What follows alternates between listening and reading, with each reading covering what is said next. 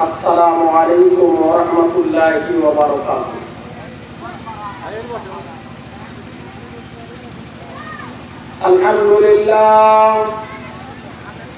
আলহামদুলিল্লাহ নাহমাদুহু ওয়া নাস্তাঈনুহু ওয়া নাস্তাগফিরুহু ওয়া নু'মিনু বিহি ওয়া নাতাওয়াক্কালু আলাইহি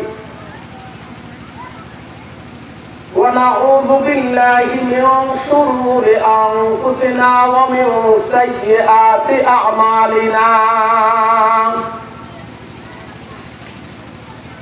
من يهده الله فلا مضل له ومن يضلله فلا هادي له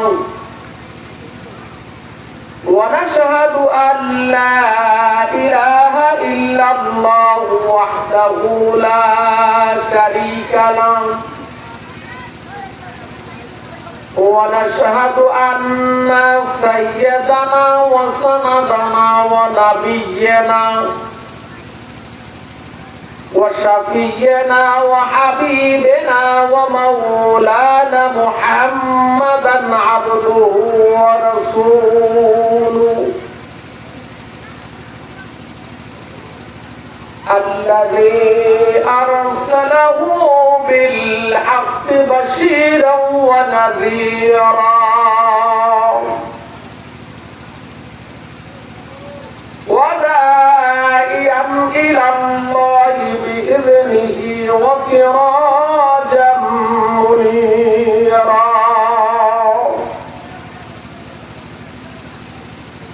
فقد قال الله تعالى في كلامه المجيد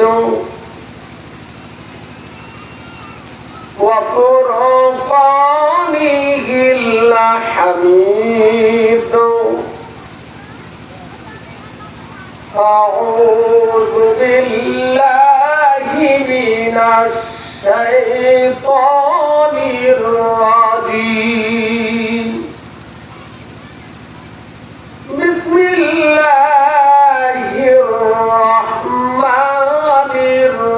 الرحيم إن الله وملائكته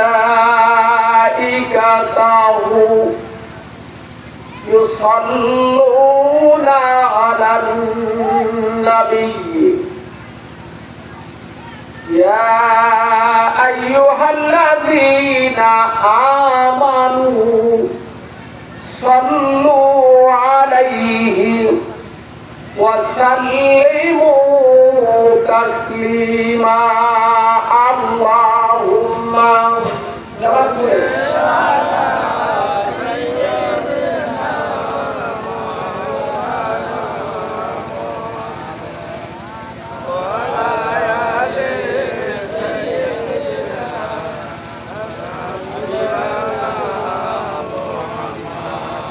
اللهم صل على سيدنا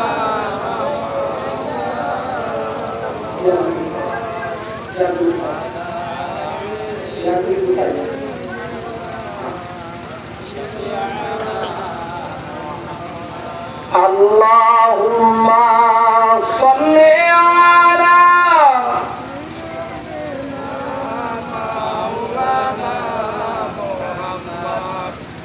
وعلى آل سيدنا شفيعنا محمد أما بعد معزز محترم মুকাররম সম্মানিত উপস্থিতি কাশুকিয়া দক্ষিণ পাড়া দরবার শরীফের সম্মানিত সভাপতি শ্রদ্ধাভাজন বড় ভাই সাবেক চেয়ারম্যান সাদ মোহাম্মদ সাহেব, আমার সামনে উপবিষ্ট মুরব্বিয়ানে কারাম মুসলিয়ানে কারাম, যুবক ভাইয়েরা, স্নেহের কচি ও কাছারা, পর্দার আড়ালে বসা আবেদা সলেহা সম্মানিতা মা ও বোনেরা, আসসালামু আলাইকুম ওয়া রাহমাতুল্লাহি ওয়া বারাকাতুহু। সম্মানিত উপস্থিতি, সর্বপ্রথমে প্রশংসা জ্ঞাপন করছি যিনি রব্বুল আলামিন আমাদেরকে দ্বীনি জালসা আঞ্জাম দিয়ে কোরআন তাফসীরের আলোকে উপদেশাবলী গ্রহণ করার নিমিত্তে একত্রিত হয়ে বসবার মতো তৌফিক আল্লাহ পাক দান করেছেন। এজন্যই রব্বুল আলামিনের পাক দরবারে জবান খুলে কালেমাতুশ শুকর আদায় করছি, আওয়াজ দিয়ে পড়ছি আলহামদুলিল্লাহ। শত কোটি দরুদ ও সালাম মানবতার মুক্তির দূত সরকারে দো আলম সাইয়্যিদুল মুরসালিন খাতামুন নবিয়্যিন, মানবতার শিক্ষক জনাবে রাসূলে পাক জবান খুলে পড়ছি সাল্লাল্লাহু আলাইহি ওয়াসাল্লাম। সম্মানিত আজকে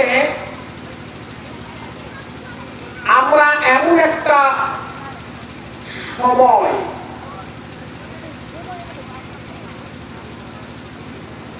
কোরআন হাদিসের আলোচনা শ্রবণ করার জন্য একত্রিত হয়েছি, যে সময় আমাদের দেশের প্রেক্ষাপটটা এমন, যেমন উদাহরণ দেওয়া যেতে পারে সারা বাংলাদেশে কয়েকদিন আগে বৃষ্টির জন্য দোয়া করা হয়েছে। কথা বলেন ঠিক আছে? বলুন তো কয়টা জায়গার সাক্ষ্য পাওয়া গেছে যে দোয়া করেছে বৃষ্টি হয়েছে? পাওয়া গেছে কয় জায়গায়? সংবাদ পাওয়া গেছে। কেন পাওয়া যায় নাই জানেন? পাওয়া যাচ্ছে না কেন? দোয়া আল্লাহ পাকের দরবারে কবুল হচ্ছে না কেন? এই কথাটাই আজকের আলোচনার বিষয়বস্তু থেকে আনবার চেষ্টা করব। আল্লাহ পাক কবুল করুন, সকলে বলুন আমিন। আমিন। প্রারম্ভিক কিছু কথাই বলে রাখি।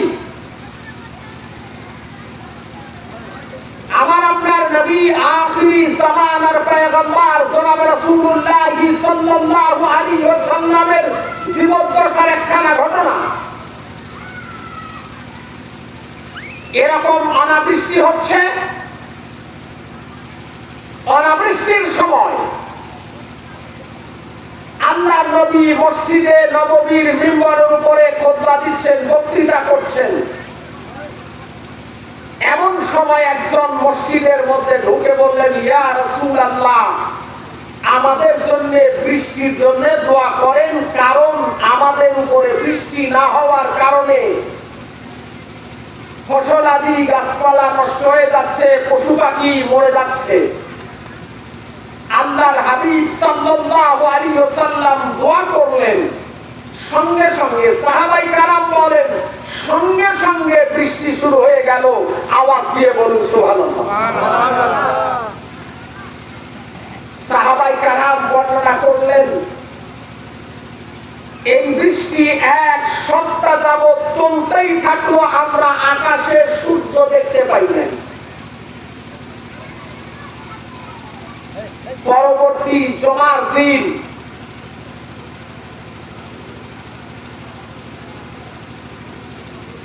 আরেকজন ঢুকে বললেন, ইয়া রাসূলুল্লাহ, অতিবৃষ্টির কারণে রাস্তাঘাট চলার উপযুক্ততা নষ্ট হয়ে গেছে, পথিকদের কষ্ট হচ্ছে, ঘরবাড়ি নষ্ট হয়ে যাচ্ছে, ফসলাদি নষ্ট হয়ে যাচ্ছে। ইয়া রাসূলুল্লাহ, দোয়া করুন আল্লাহ পাক আমাদের কাছ থেকে বৃষ্টিটা যেন তুলে দেয়।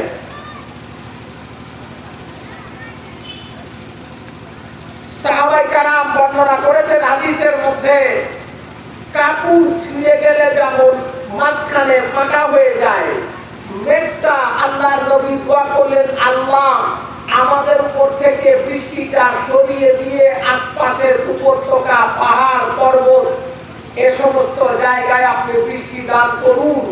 আল্লাহর নবীর সাহাবায়ে কেরাম বর্ণনা করেছেন, কাপড় ছিঁড়ে গেলে যেমন মাঝখানে ফাঁকা হয়, মেঘটা ওভাবে ফাঁকা হয়ে মদিনার আকাশ রৌদ্রোজ্জ্বল হয়ে গেল। আওয়াজ দিয়ে বলুন আল্লাহু আকবার। মদিনার চতুর্দিক থেকে বৃষ্টির সংবাদ আসতেছে, কিন্তু মদিনার উপরে আর কোনো বৃষ্টি নাই। দোয়া করেছেন কে? আমার আপনার নবী দোয়া করেছেন। কে দোয়া করেছেন? আমার আপনার নবী দোয়া করেছেন। আমরা একটা হাদিসের অংশ বিশেষ দিয়ে আমার আলোচনাটা শুরু করছি।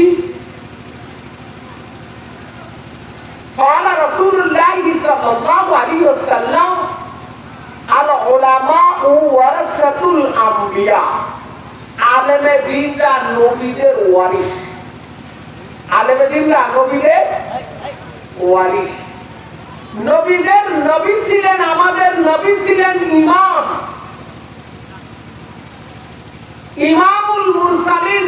অন্যান্য রাসূলদেরও ইমাম ছিলেন। এই ইমামুল মুরসালিন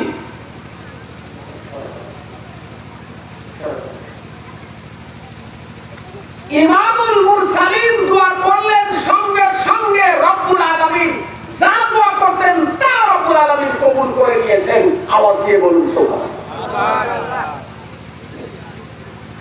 সম্মানিত উপস্থিতি, রব্বুল আলামিন যুগে যুগে কিছু মানুষকে আমার আল্লাহ জমিনে প্রেরণ করেছেন।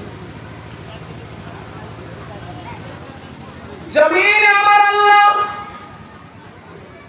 যুগে যুগে কিছু মানুষ প্রেরণ করেছেন, যাদের দোয়া রব্বুল আলামিনের দরবারে হাত তুলে দোয়া করতে দেরি, কবুল করতে দেরি নাই।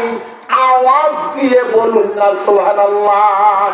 লা ইলাহা ইল্লাল্লাহ, লা ইলাহা ইল্লাল্লাহ, লা ইলাহা ইল্লাল্লাহ, লা ইলাহা ইল্লাল্লাহ, লা ইলাহা ইল্লাল্লাহ, লা ইলাহা ইল্লাল্লাহ, লা ইলাহা ইল্লাল্লাহ, লা ইলাহা ইল্লাল্লাহ, লা ইলাহা ইল্লাল্লাহ, লা ইলাহা ইল্লাল্লাহ, লা ইলাহা ইল্লাল্লাহ, লা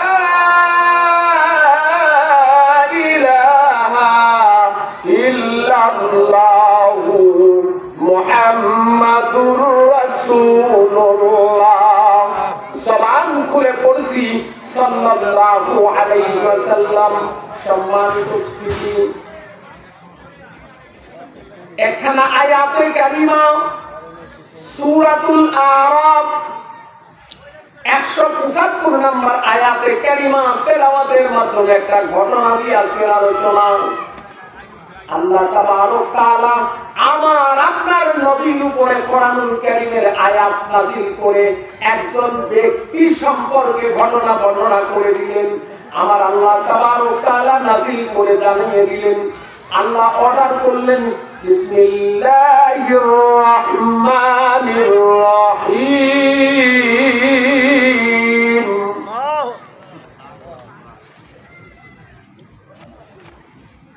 وَقُولُوا عَلَيْهِمْ نَبَأَ الَّذِي آتَيْنَاهُ آيَاتِنَا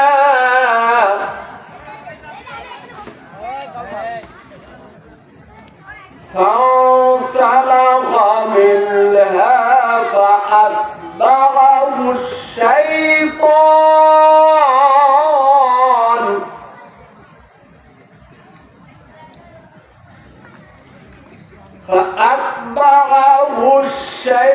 الشيطان فكان من الغاوين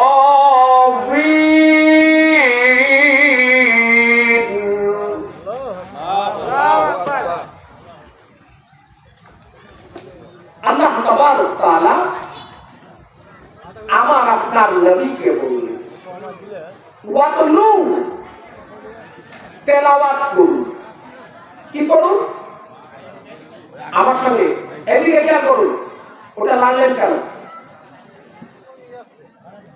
ওয়াতলু তেলাওয়াত করুন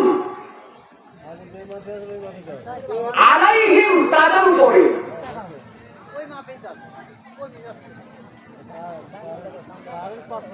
উপরে তেলাওয়াত করুন।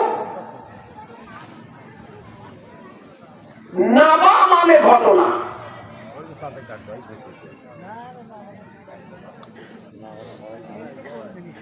আল্লাযী আতাইনাহু আয়াতিনা আমি আল্লাহ যাকে নিয়ামত দিয়েছিলাম ওই লোকটির ঘটনা আপনি আপনার উম্মতদেরকে তেলাওয়াত করে শোনান। আপনারা কি বাতাস নিয়ে ব্যস্ত হবেন না কথা শুনবেন? কেন বসেছেন? বাতাসের ব্যস্ততা না কথার ব্যস্ততা? কথার প্রয়োজন না বাতাসের প্রয়োজন? আপনারা কথা আমি কথা বলছি, আপনারা নীরব বসে আছেন। প্রেশারটা আমার বেশি লাগতেছে না আপনাদের? লাড়াচাড়া করলেন কেন? একটু সুন্দর ছিল তো। যাক খেয়াল করেন, যার যেমনি আছে থাকুক, খেয়াল করেন। আমি যে কথাটা বলেছি আমার কথা কি বুঝেছেন? কি বলেছি? আমার কথা কি বুঝেছেন? কি বলেছি?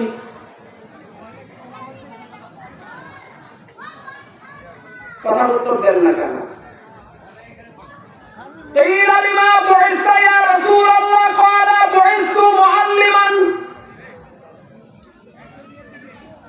আল্লাহর নবীকে জিজ্ঞেস করা হলো, ইয়া রাসূলুল্লাহ আপনাকে জমিনে কেন পাঠানো হয়েছে? قال رسول الله صلى الله عليه وسلم بعثت معلما আমাকে আল্লাহ শিক্ষক করে জমিনে প্রেরণ করেছেন। আওয়াজ দিয়ে বলুন আল্লাহু আকবার। আল্লাহু আকবার। আল্লাহর নবীকে আল্লাহ জমিনে পাঠিয়েছেন শিক্ষক হিসাবে। ওই শিক্ষকের ছাত্র ছাত্র ছাত্র করে আমরা সেই শিক্ষকের বাচ্চা। এখন এখানে বসেছি শিক্ষক আকারে। অতএব শিক্ষা গ্রহণ করার মানসিকতা নিয়ে বসুন।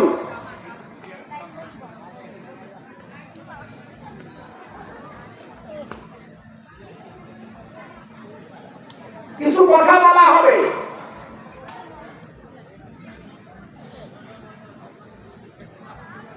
ধরুন এ গ্রামের মধ্যে আব্দুর রহিম অনেক খারাপ, কোরআন হাদিস বোঝে না, উল্টা পাল্টা চলে। বোঝানোর দায়িত্ব টাকা আমার না মহল্লার ইমাম সাহেবের? জোরে কথা বলেন। মহল্লার ইমাম, মহল্লার লোক, মহল্লার দায়ী, মহল্লার আলেম যারা আছে তারা আগে দায়িত্ব ছিল। কথা বলেন ঠিক না বেশি? আমাকে ডাকা হয় একদিন আসি, কোরআন হাদিসের কিছু কথা বলি চলে যায়।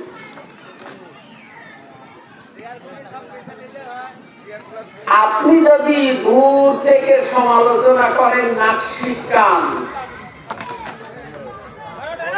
ও মহাপণ্ডিত তোমার বাবার বাবা আল্লাহর নবী কাফিরদের দ্বারে দ্বারে ঘুরেছেন কোরআন হাদিস কোরআন। আর মহাপণ্ডিত তুমি দূর থেকে নাকশিট কানি দিয়ে মেহমান আসলো তার সমালোচনা করে ছেড়ে দিলে। আছে না নাই? একটা কথা একটু পড়া করে বলছি, কষ্ট পাচ্ছেন আপনারা? সমালোচনাটা এমন কি জানি আমি কিচ্ছু জানি না, কিচ্ছু জানি না। ইল্লা মা আল্লামতানা, আমার আল্লাহ আমাকে যতটুকু দিয়েছেন তার বাইরে আমি মহাপণ্ডিত নই। তবে হ্যাঁ, যারা সমালোচনা দূর থেকে করো একটু কানটা খুলে শোনো। বাংলাদেশ গভর্নমেন্টের কামিল মাদ্রাসার কামিল ক্লাসের কোরআনের তাফসীরের উপরে কুষ্টিয়া ইউনিভার্সিটির সিলেবাসে তাফসীরে ফার্স্ট ক্লাস দিয়েছে।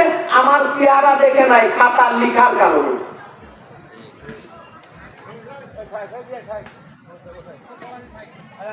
আমার চেহারা দেখে ফার্স্ট ক্লাসটা দেয় নাই।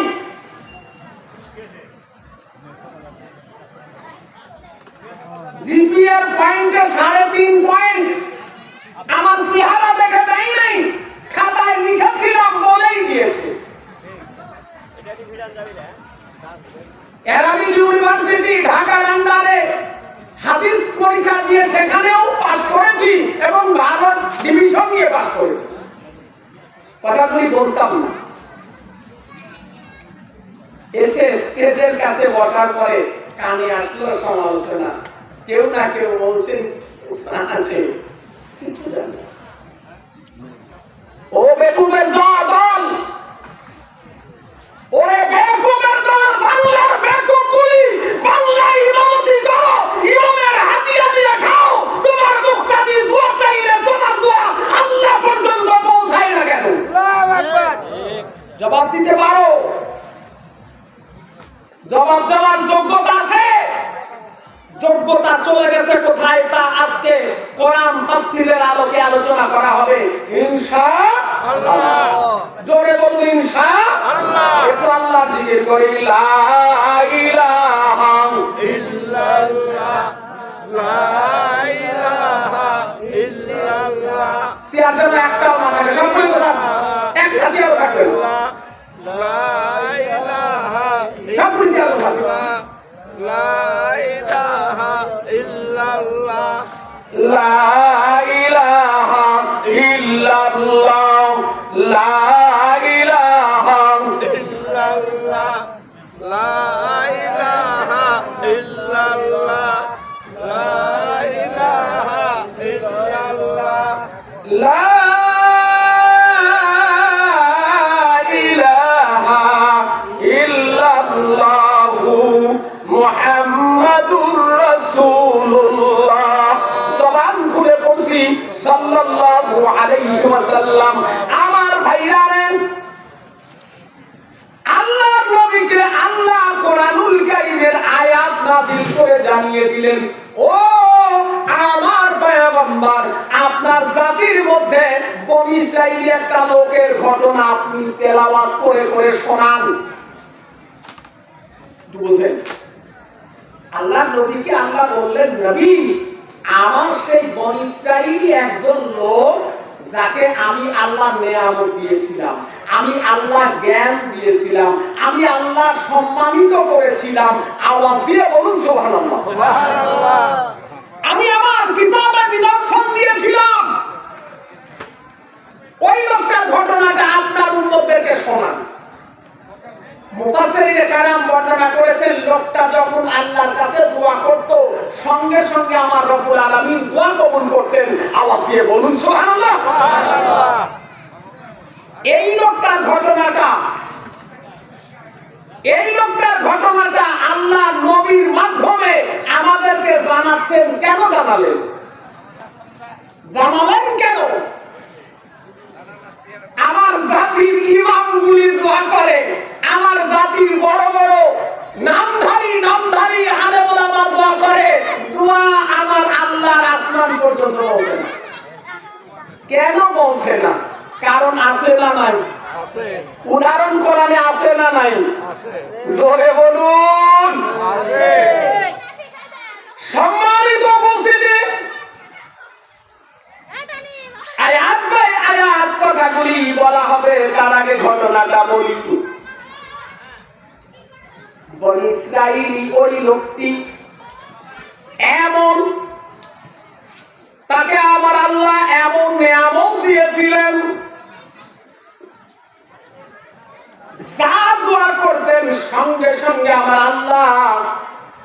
দোয়া কবুল করে নিতেন। সুবহানাল্লাহ বলুন।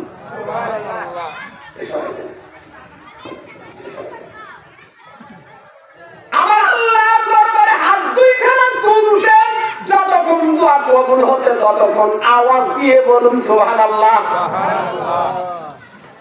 ওই লোকটার উদাহরণ আমার আল্লাহ কোরআনুল কারীমের মধ্যে আমার নবীর মাধ্যমে আমাদেরকে জানিয়ে দিলেন। ওই নিয়ামত আমার আল্লাহ জগতেও কাউকে কাউকে দান করেছেন।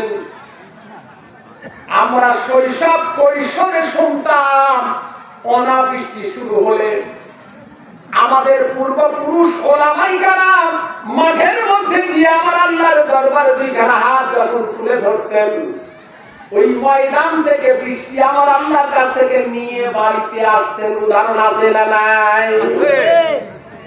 এই বছরে সারা বাংলাদেশে দোয়া হলো, একটা জায়গার খবর পাওয়া গেল না। দোয়া হয়েছে, সঙ্গে সঙ্গে আল্লাহ বৃষ্টি দিয়েছে। আছে এরকম উদাহরণ বাংলাদেশে এ বছরে আসে নাই। কেন আসে নাই? কারণ আছে না নাই? অনেক জ্ঞানী। নিয়ামত আল্লাহর দান। নিয়ামত কি? আল্লাহর দান। হেদায়েতটা আল্লাহর দান। হেদায়েতটা আল্লাহর নিয়ামত। সবার কপালে জোটে না। জ্ঞানেও অনেক জ্ঞানের পরেও নিয়ামত শূন্য হয়ে বেঈমান হয়ে মরে যায়। উদাহরণ আগেও ছিল, এখনো জোরে বলুন, এখনো আছে। আমার বাংলাদেশের প্রেক্ষাপটে দুই একটা উদাহরণ দিব। টাটকা উদাহরণ, এই লেটেস্ট উদাহরণ। বর্তমান বাংলাদেশে একজন মুফতি, একজন হাফেজ, কোরআনে হাফেজ মুফতি, মসজিদের ইমাম সাহেব, আবার কওমি মাদ্রাসার প্রধান শিক্ষকের দায়িত্ব পালন করেছে। নাম হাফেজ মুফতি আব্দুল্লাহ আল মাসুদ। হায় হায়, নুরানি চেহারা। সুবহানাল্লাহ বলা যায়। সুন্দর করে আল্লাহ বানিয়েছেন। সুবহানাল্লাহ বলা যায়। আল্লাহ আল্লাহ। একজন ইমামের সন্তান, আলেমের সন্তান। বাবার দায়িত্ব ছিল আলেম বানানো, বানিয়েছে। বাবার ইচ্ছা ছিল কোরআনে হাফেজ বানানো, বানিয়েছে। বাবার ইচ্ছা ছিল কওমি মাদ্রাসায় মুফতি বানানো, বানিয়েছে। বাবার ইচ্ছা ছিল আমার পরে আমার সন্তান ইমামতি করবে, করেছে। বাবার ইচ্ছা ছিল আমার সন্তান আমার পরে একটা মাদ্রাসার প্রধান শিক্ষক হবে, দায়িত্ব পালন করেছে। কিন্তু হেদায়েত তকদির থেকে উঠে গেছে। কি হয়েছে? হেদায়েত তকদির থেকে উঠে। এমনি আমার সাথে কথা বলেন, হেদায়েত তকদির থেকে উঠে গেছে। কি হয়ে গেছে? নাস্তিক।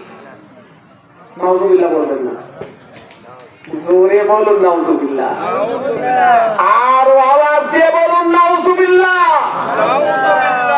উপর থেকে আল্লাহর হেদায়েতটা উঠে গেছে। এই যুগে আচ্ছা, আজকে সুন্দর আওয়াজ আসতেছে, ওই লোকটার কি এর আগে পরে আর একদিন বক্সটা বাজাইতে পারতো না?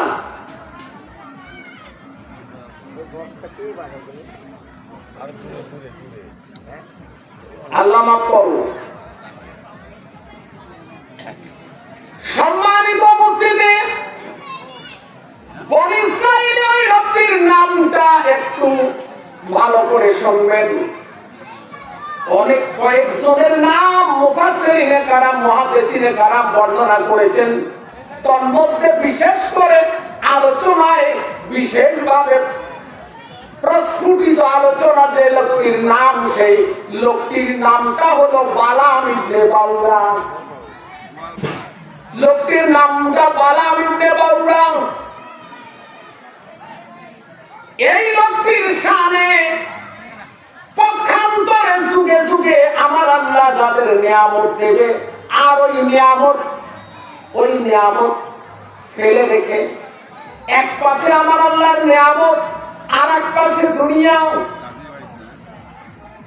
এক পাশে হেদায়েত আর এক পাশে বিদ্যি, এক পাশে হেদায়েত আর এক পাশে দুনিয়া, এক পাশে দিনের কষ্ট ক্লেশ আর এক পাশে সুখ মহাসুখ, এক পাশে কষ্টের স্টিম রোলার আর এক পাশে আমার দেশ সহ সারা বিশ্বের নেতাদের টোপ। এই দুইটা বিষয়ের মধ্যখান থেকে আমার আল্লাহ যাকে হেদায়েত দেবেন লোকটি হেদায়েত পাবে, আর যার উপর থেকে আমার আল্লাহ হেদায়েত তুলে নেবেন ওর উপর থেকে আমার আল্লাহর গজব ওর উপরে নেমে আসবে। আওয়াজ দিয়ে বলুন না নাউজুবিল্লাহ। এই রকম একটি লোকের ঘটনা আজকে আলোচনায় আনতেছি।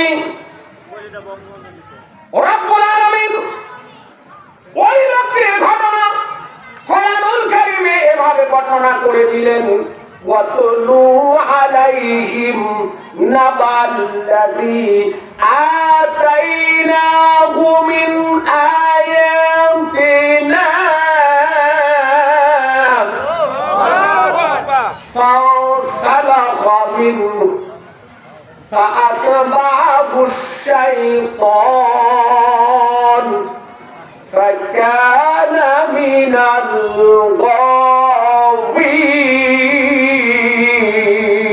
الغاوين। আমার আল্লাহ জানিয়ে দিলেন, হে আমার নবী, আপনার উম্মতদেরকে ওই লোকটির কথা শোনান যে লোকটিকে আমি আল্লাহ নিয়ামত দিয়েছিলাম।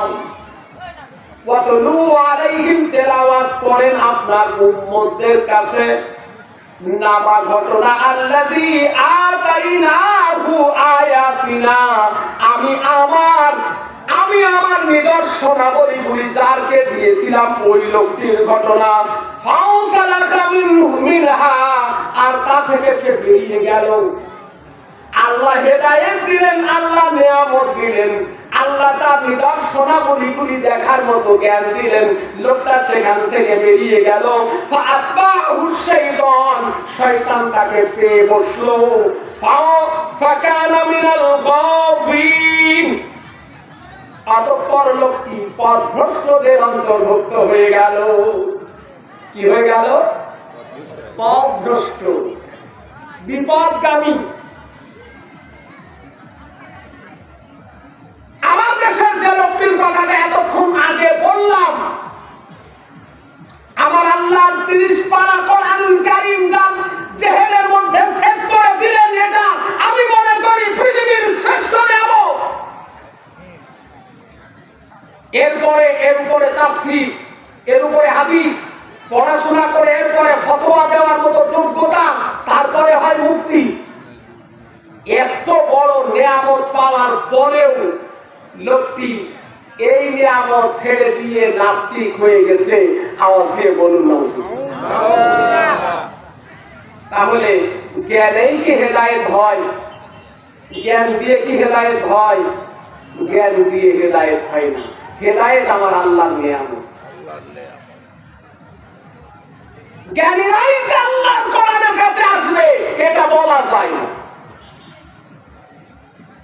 সাধারণ মানুষগুলিকে আমার আল্লাহ যাদেরকে হেদায়েত দিয়েছেন তারাই কেবল হেদায়েতের মুহতাজ হয়ে আল্লাহর কোরআনের কাছে বসবে।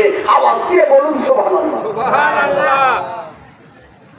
সম্মানিত উপস্থিতি, যে লোকটির কথা বলছিলাম ওই লোকটিকে আল্লাহ নিয়ামত দিয়েছিলেন, এমন নিয়ামত লোকটি দোয়া করত, সঙ্গে সঙ্গে আল্লাহ দোয়া কবুল করত। কথাটা বারবার বলছি, মনে করবেন, ভালো করে ধরবেন। আল্লাহ নবী মুসা আলাইহিস সালামের জামানার ঘটনা। মুসা আলাইহিস সালামকে আল্লাহ নবী করে পাঠিয়েছিলেন, আর মিস্টার ফেরাউনকে আমার আল্লাহ রাজ্য ক্ষমতা দিয়েছিলেন। মজা, খুব মজা। মুসা আলাইহিস সালামকে আল্লাহ নবী বানালেন, হেদায়েতের রাহবার বানালেন। আর পক্ষান্তরে মিস্টার ফেরাউনকে আমার আল্লাহ রাজ্য ক্ষমতা দিলেন, দাপটি নেতা বানালেন। মুসা আলাইহিস সালাম দাওয়াত দিতেন, দ্বীনের দাওয়াত। আমার আল্লাহ তাবারক তাআলা একটু চোখ দিয়ে রাখি, বিস্তারিত কথা ওখানে বলবো না। আমার আল্লাহ তাবারক তাআলা মুসা আলাইহিস সালামকে বললেন, ও আমার পয়গম্বর, মিস্টার ফেরাউনকে আমার ওয়াহদানিয়তের দাওয়াত দাও। মুসা আলাইহিস সালাম ফেরাউনের দরবার হলের মধ্যে গিয়ে ফেরাউনকে দ্বীনের দাওয়াত দিচ্ছেন। মিস্টার ফেরাউন বলতেছে, কোন রবের দাওয়াত দাও? আমি তো বড় খোদা, বলে কিনা? আমার আল্লাহ বললেন, মানুষ তো মজা। আমার ভাইরা, রব্বুল আলামিন মুসা আলাইহিস সালামকে বললেন, ও আমার পয়গম্বর, এলকা আসান, তোমার হাতের লাঠিখানা এলকা ফেলে দাও।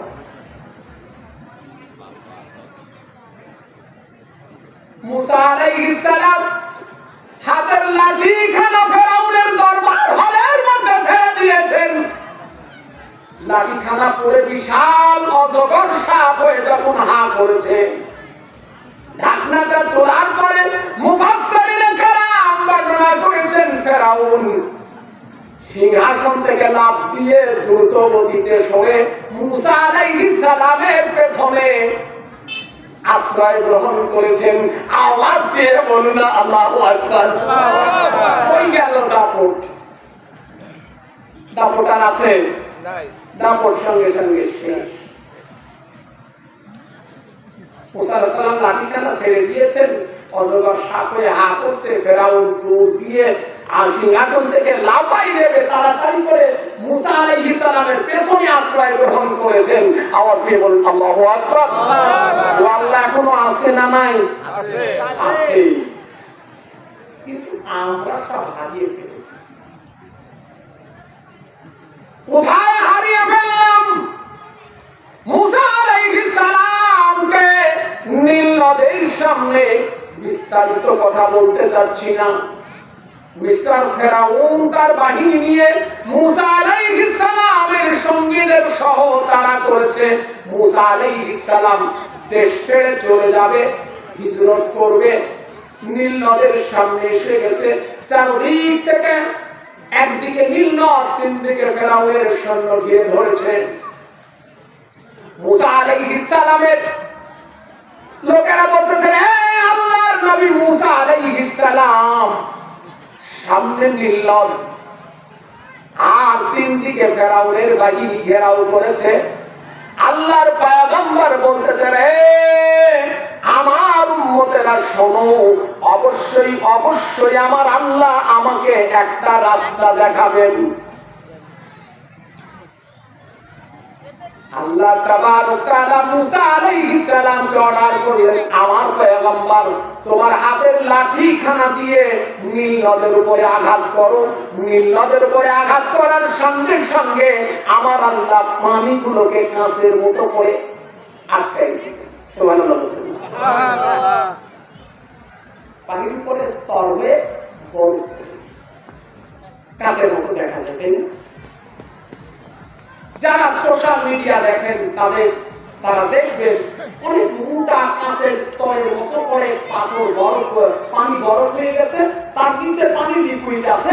এই পানিটাকে বরফটাকে ভেঙে তার ভিতর থেকে মাছ ইত্যাদি ইত্যাদি ধরো, এরকম অনেক কিছু দেখানো হয় বর্তমানে, বুঝতে অনেক সহজ হয়। আল্লাহ পাক মুসা আলাইহিস সালামকে বললেন নীল নদে আঘাত করো। মুসা আলাইহিস সালাম নীল নদে আঘাত করার পরে নীল নদের মাঝখানে মাঝখানে পানিগুলি দাঁড়িয়ে গেল, কাঁচের ওয়ালের মতো দেয়ালের মতো করে এপারে ওপারে দেখা যায় মুসা আলাইহিস সালামের সঙ্গে 12টা গোত্র ছিল। আল্লাহ 12টা রাস্তা বানিয়ে দিলেন। 12 গোত্রের লোকেরা যেন আমি আগে যাব তুমি পরে যাও এইরকম ধাক্কা ধাক্কি না হয়, এজন্য আল্লাহ 12টা রাস্তা বানিয়ে দিলেন। আওয়াজ দিয়ে বলুন সুবহানাল্লাহ। এই প্রসঙ্গে আলোচনা আজকে বিস্তারিত বলবো না, শর্ট বলবো।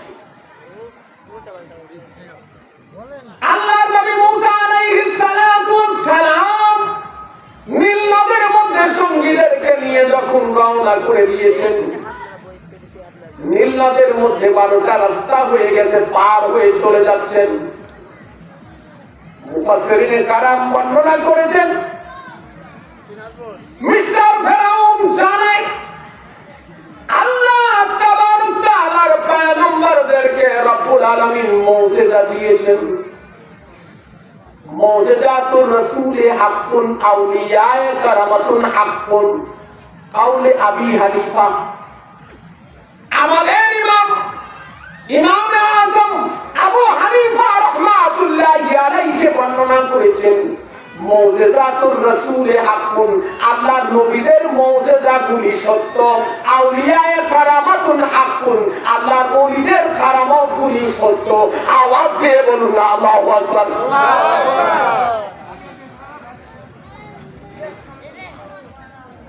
আশপাশে আওয়াজ কন্ট্রোল করা লাগবে। প্রচন্ড গরম, কথা বলা এমনি কষ্ট। আপনারা কি খুশি তো? কথা যা হচ্ছে চলবে কিছুটা না সংক্ষিপ্ত করবো? একটু সংক্ষিপ্তই করবো, কারণ এই গরমের মধ্যে লম্বা কথা বললে জান বাঁচা কঠিন। তো মিস্টার ফেরাউন জানে, খেয়াল করবেন, মিস্টার ফেরাউন জানে যে যেহেতু এই লোকটি আল্লাহর নবী, কথা খেয়াল করবেন, ফেরাউন জানে মুসা আলাইহিস সালাম আল্লাহর নবী, আর আল্লাহর নবী আঘাত করেছে, আল্লাহ রাস্তা বানিয়ে দিয়েছেন, আমি ঢুকলে সুবানি খাওয়া লাগবে, ফেরাউন জানে। সুবহানাল্লাহ বলবেন না? সুবহানাল্লাহ। আপনারা জোরে বলুন সুবহানাল্লাহ। ফেরাউন জানে। মুসা আলাইহিস সালাম নেমে যাওয়ার পরে ফেরাউন নীল নদের পানিতে গিয়ে তার অশ্বের, তার ঘোড়ার লাগামটা টেনে ধরেছে যেন ঘোড়া নামে যায়। মজা আছে আমার ভাইরা। মুফাসসিরিনে কেরাম বর্ণনা করেছেন আল্লাহর নবী মুসা আলাইহিস সালাম যখন নীল নদ পার হয়ে যাচ্ছেন, মিস্টার ফেরাউন তার ঘোড়ার লাগামটা টেনে ধরেছে। আল্লাহ তাবারক তাআলার একজন ফেরেশতা হযরত জিবরাইল আলাইহিস সালাতু ওয়াস সালাম একটা বাওয়া ঘোড়ার আকৃতি ধারণ করায়া ফেরাউনের ঘোড়ার সামনে দিয়ে টান দিয়েছে। ফেরাউনের চাটু ঘোড়াটার লাগাম টেনে আর ধরে রাখতে পারে নাই, নেমে গেছে।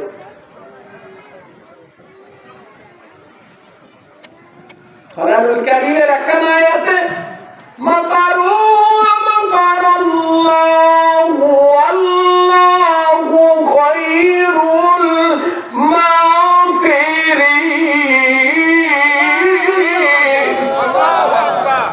আল্লাহ বলেছেন মাকারু, তোমরা যতই মক্কর করো, তোমরা যতই অপকৌশল করো,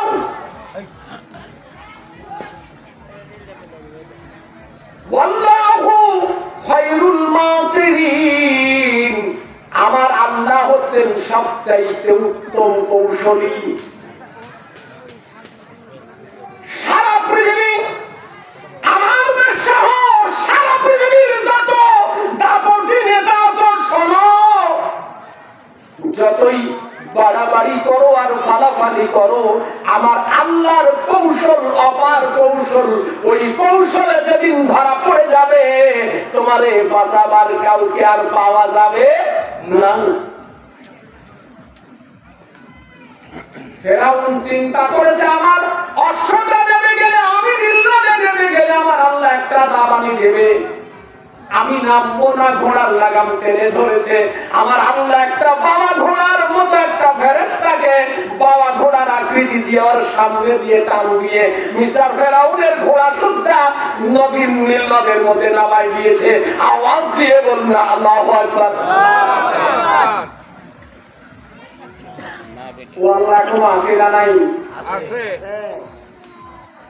বিশ্বাস আমাদের আছে তো? কেউ যদি একটু চোখ রাঙানি দেয় সব বিশ্বাস গোজার গিয়া আছে না নাই? ইমাম সাহেবদের অবস্থা আল্লাহ আল্লাহ করো। কয়েক বছর আগে এই কয়েক বছর আগের একটা ঘটনা, আমি তখন মহিষভাঙার চকপাড়ার ইমাম ছিলাম। জমা তারাবি আর হলো ঈদের জামাত, এই তিনটা দায়িত্ব, আর আনুষঙ্গিক প্রাসঙ্গিক আনুষ্ঠানিক দায়িত্ব। এখন একজন মহিলা কাউন্সিলের হয়তো কোনো দায়িত্বে আছে, অথবা এই আনসার বিডিবির কোনো দায়িত্বে আছে। তো সরকার কয়েকখান খুতবা লিখে দিয়েছিল, মনে আছে? আমাদের দেশে তো মেজর পার্সেন্ট ইমাম সাহেবরা সরকারের খুতবা বলেছে। আর আমার বক্তব্য হলো, আমার বক্তব্য মসজিদের মিম্বরের উপরে একটা কড়া বক্তব্য হলো, ও জাতির লোকেরা, এই মহল্লার লোকেরা, আমার ইমাম মানে আমি আল্লাহর পক্ষ থেকে ইমাম, আমি আল্লাহর পক্ষ থেকে নেতা, আল্লাহর পক্ষ থেকে কোরআন হাদিসের কথা বলবো। কোন গভর্নমেন্টের চাকরি করি না,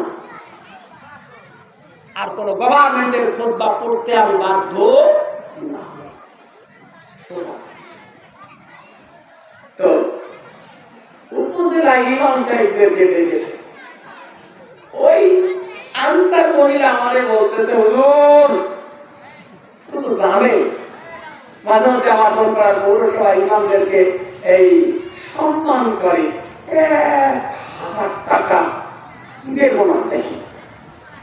লজ্জা শরম যদি থাকতো এই কথা করতো।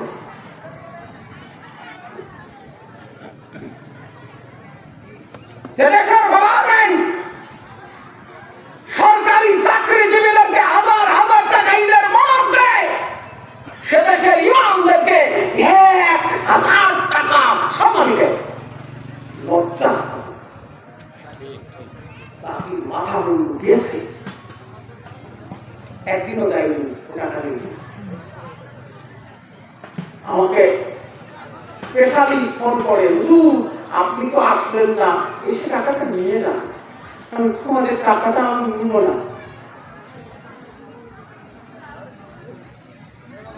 এখন এই মহিলা বলতেছে, হুজুর আপনি তো কোনো জায়গায় জানতাম না, না গেলে কিন্তু আমরা ধরে নিয়ে যেতে বাধ্য হব। বুঝেছেন কথাটা? আপনার দেশের একজন ফার্স্ট ক্লাস পারসন ইমাম, না ইমাম থার্ড ক্লাস? ইমাম থার্ড ক্লাস না ফার্স্ট ক্লাস? প্রথম কাতারে কে দাঁড়ায়? দ্বিতীয় কাতারে মুয়াজ্জিন, তারপরে আপনারা। তাহলে ইমাম ফার্স্ট ক্লাস না থার্ড ক্লাস? আপনার জাতির ফার্স্ট ক্লাস একটা লোককে চোখ রাগাচ্ছে আপনার দেশের আনসার কাউরিরা। যাই আরেকজন ইমাম, আপনি গেলেন না কেন? দেশের ভাব বোঝেন, আমি দেশের কলা হয়েছি, দেশের কলাটা হয়েছে,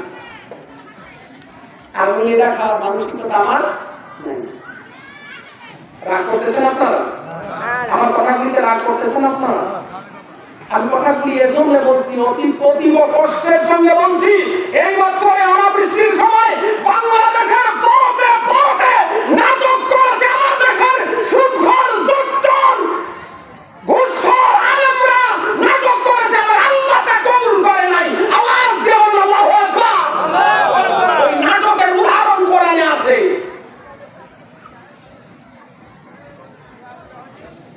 সম্মানিত উপস্থিতি, মুসা আলাইহিস সালামের ঘটনাটা বললাম। মুসা আলাইহিস সালাম নীল নদ পেরিয়ে গেল।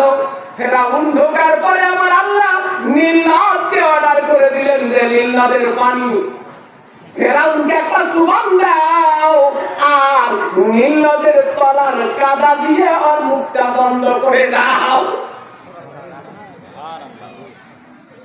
নীলনদে সুবহান খায়া বলতেছে আমি মুসার রবের উপরে ঈমান আনলাম।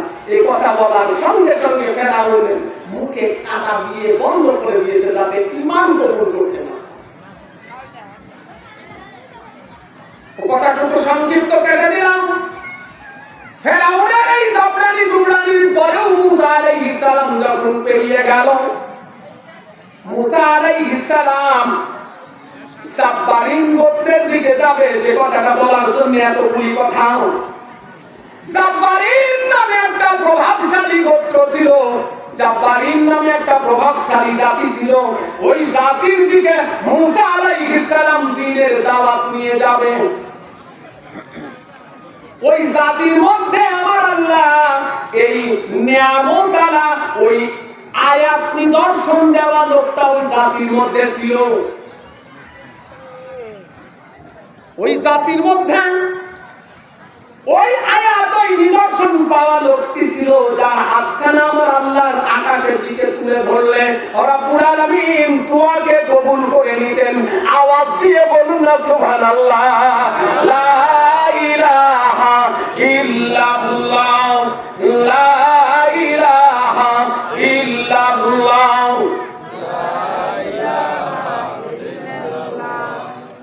লা ইলাহা ইল্লাল্লাহ,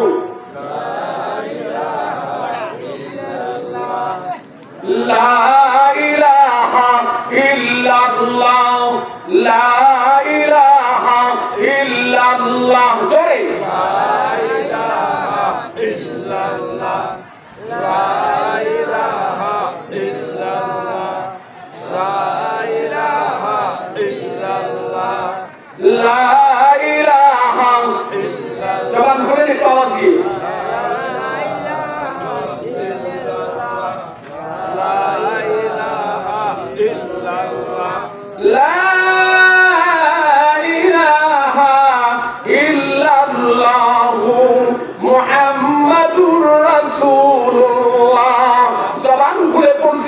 সাল্লাল্লাহু আলাইহি ওয়াসাল্লাম।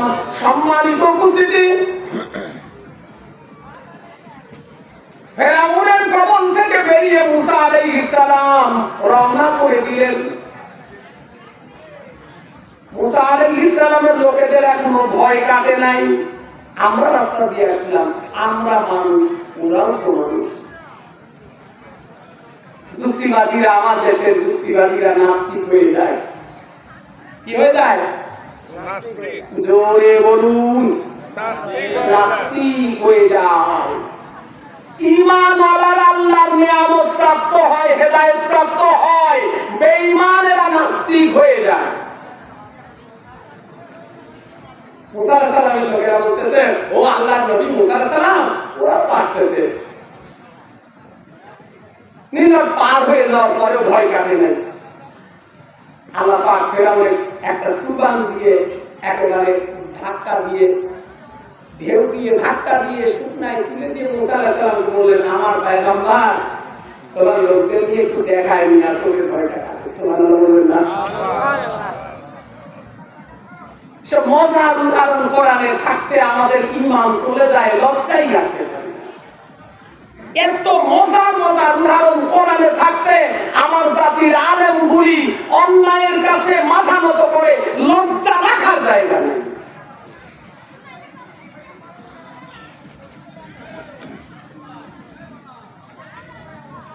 জাব্বারিন গোত্রের নেতারা এসে বলতেছে, বালাম ইবনে বাউরা রে, মুসা আসতেছে, বড় খারাপ লোক,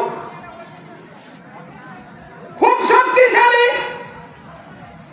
ফেরাউনের চাইতেও শক্তিশালী। কারণ ফেরাউনকে সুবান দিয়ে এরপরে আসতেছে আমাদের দিকে। মজা আছে রে? বালাম ইবনে বাউরা রে, তুমি মুসার বিরুদ্ধে আল্লাহর কাছে দোয়া করো। আমাদের কাছে কিছু লোক আসে দোয়ার জন্য, আসে কিনা হুজুর একটু দোয়া করি। দোয়াও করতে হবে, হক কথা বলে দোয়া করতে হবে। অন্যায়ের কাছে মাথা নত করে দোয়া করবেন, দোয়া আমার আল্লাহর দরবারে কবুল হবে না। দোয়া আল্লাহর দরবারে কবুল হবে না।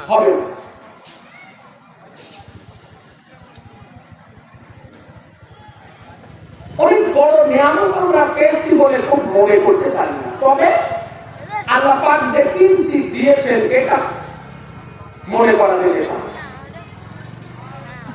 যেখানে ইমামতি করতাম সরকারের একটি হুকুমত আমি করি নাই, বহল তবিয়তে 2013 সাল থেকে 20 সাল পর্যন্ত 21 সাল পর্যন্ত দাপটের সঙ্গে দায়িত্ব পালন করেছি। একদিনও গভর্নমেন্টের কোন অন্যায় হুকুমের কাছে মাথা নত করি নাই। আমাদের দেশের উপরে ভয়ঙ্কর একটা অবস্থা গেল করোনা। এই করোনা কালীন সময় লোকেরা বলল, হুজুর চারিদিকে বিপদ, কি করবে? আমি তো ছোট মানুষ, দেখো কি করবো, কি করার আছে।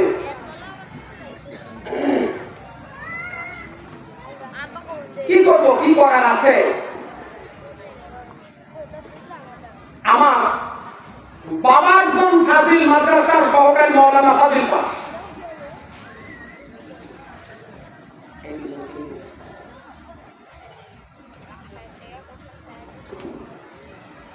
উনি পাবনা জেলার হাদল ফাজিল মাদ্রাসা, নাম শুনেছেন আপনারা কোনদিন? পাবনা জেলার হাদল ফাজিল মাদ্রাসা এখনো আছে। ফুরফুরার মুজাদ্দিদে জামান আবু বকর সিদ্দিকী রাহমাতুল্লাহি আলাইহি ওই মাদ্রাসার ওই প্রত্যন্ত পীরের মধ্যে পড়েছিলেন আল্লাহর ওলি। আমাদের মতো বাংলার কিছু নাখান্দা সন্তানকে কোরআন হাদিসের জ্ঞান দেওয়ার জন্য আমি ওই মাদ্রাসার ছাত্র ছিলাম 1 বছরের জন্য। ওই মাদ্রাসার ছাত্ররা দাসগ্রাম সিনিয়র ফাজিল মাদ্রাসা করেছে আমাদের জেলায়, আমাদের থানায়। ওই মাদ্রাসার ছাত্ররা ইসলামপুর গুনাইহাটি সিনিয়র ফাজিল মাদ্রাসা করেছে ওই মাদ্রাসার ছাত্ররা। ওখানকার ছাত্র ছিলাম, দাসগ্রামের ছাত্র ছিলাম। তো আমি আমার শর্ট একটু বললাম কথাটা। আমি আমার বাবার সাহেব ছিলেন ওই হাদল মাদ্রাসার, যিনি সভাপতি ছিলেন দীর্ঘদিনের, উনি ছিলেন আলহাজ নওয়াব আলী পীর সাহেব কেবলা। উনি অনেক ভয়ঙ্কর অবস্থায় দোয়া করতেন আমার আল্লাহর দরবারে। জাতির লোকেরা ভর্তি হুজুর দোয়া করেন। ওই অঞ্চলে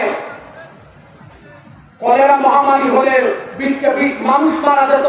আল্লাহর ওলির কাছে লোকেরা আসলে বলতেন, বাবারা একটু তোমরা গ্রাম ঘুরে তাবারুক পাকানোর জন্য কিছু চাউল উঠায়া তাবারুক পাকাও, তারপর কি দোয়া হবে। দোয়া করতেন আমার আল্লাহ তাবারক তাআলা ওই বালা মুসিবত দূর করে দিতেন। আওয়াজ দিয়ে বলুন সুবহানাল্লাহ।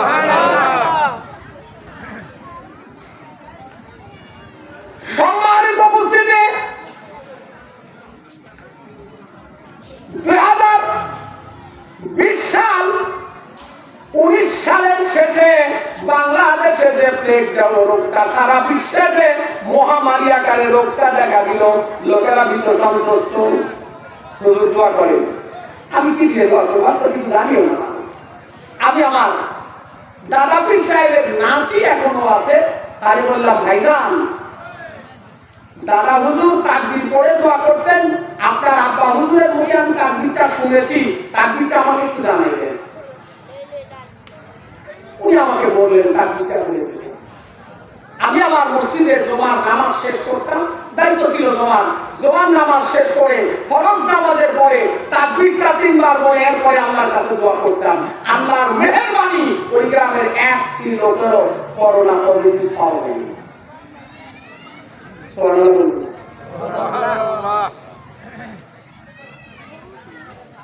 ওরা এখনো বিশ্বাস করে ভালোবাসে, কিন্তু দায়িত্বটা ছেড়ে দিতে হয়েছে আমার দেশের প্রভাবশালী লোকেরা। তাতে আমার কিছু আসেও না, তাতে আপনারা খুশি না ভাই? ইমামতি কি আমার রিজিকের ফয়সালা? রিজিকের ফয়সালা আমার আল্লাহর হাতে। আমার কি বলুন আল্লাহু আকবার। আর আওয়াজ দিয়ে চিল্লা বলুন আল্লাহু আকবার। আমার জাতির ইমাম, আমার জাতির আলেম, যারা ইমামতিকে রিজিকের সোর্স মনে করো, যারা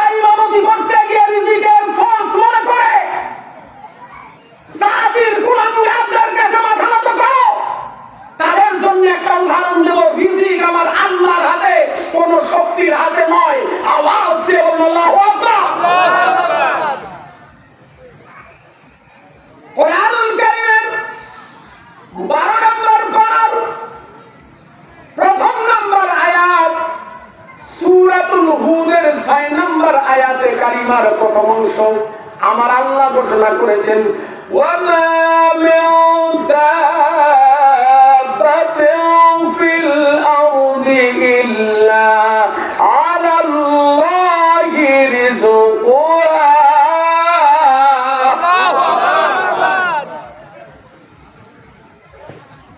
একটু সংখ্যাতে জিকির করি লা ইলাহা ইল্লাল্লাহ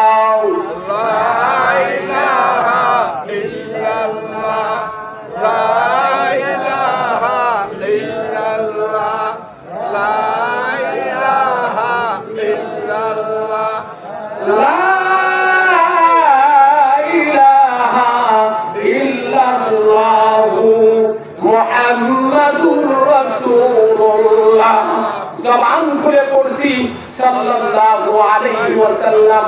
আমার ভাইয়া আলোচনা শুনতে কি আপনাদের ভালো লাগতেছে? হ্যাঁ, ভালো লাগে। যদিও এখানকার পরিবেশ যেমনই হোক, আমার এই আলোচনা সারা বিশ্বে ছড়িয়ে পড়বে। অতএব জাতির ক্রান্তি লগ্নে জাতির শিক্ষণীয় প্রয়োজনীয় কথাগুলি বলা হবে ইনশাআল্লাহ। জাতির ইমামগুলিকে উদ্দেশ্য করে বলি, জাতির আলেমগুলিকে উদ্দেশ্য করে বলি। আমার দেশে দাখিল আলেম হাফিজ কামেল SSC inter master degree complete করে ঘুষ দিয়ে চাকরি খুঁজে আছে না নাই? জোরে বলুন, ঘুষ হারাম না হালাল? জোরে বলুন। আমাদের দেশের SSC inter degree masters pass করে দাখিল আলেম হাফিজ কামেল পাস করে